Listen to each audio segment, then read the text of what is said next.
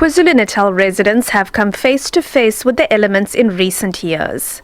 Erratic weather patterns like storms and more recently a tornado are putting lives and livelihoods at risk. In April and May of 2022, the province was hit by two climatic weather events. Mudslides and torrential downpours destroyed homes, businesses and infrastructure. Over 400 people died in April. President Cyril Ramaphosa declared a provincial state of disaster. Barely a month later, a second wave of flooding. Roads, bridges, telecommunication networks, and water and sewage infrastructure damaged and destroyed.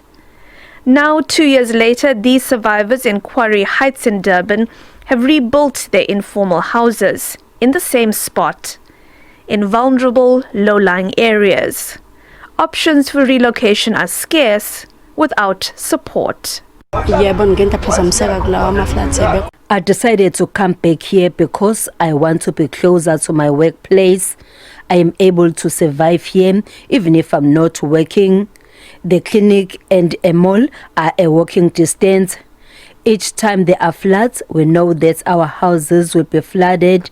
Then we will have to clean up and replace items that have been damaged. We want the municipality to get a piece of land that is safe and build houses for us. We want to live in a safe place. We are still traumatized by 2022 floods that claimed the lives of people whose bodies have not been found. Mike Somtala has lived in the area for 19 years.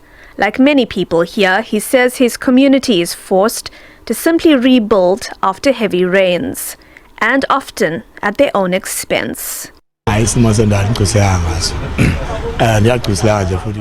decided to stay here because it is closer to the city. We are able to walk to Pinetown to look for jobs. We cannot afford to pay for transport. When there are floods, we run to the hardware which is upper. Our belongings are washed away. We just grab documents and run to seek shelter.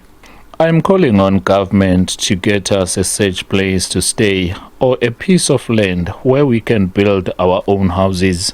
Last year on Christmas Eve, Ladysmith suffered two devastating floods within just 2 weeks. 25 people died. Businesses and infrastructure were destroyed. Town planning experts say people need to be offered solutions to relocate from dangerous floodplains. I'm not going to listen to you if you are bringing a solution or a problem without a solution, to be specific. So you need to say there's a problem and this is the solution. So if you go to people and say, do not build in this area because this is a floodplain, right? Mm-hmm. Then the question they will ask, where do we build? And if you don't tell them where to build, then you have not done anything.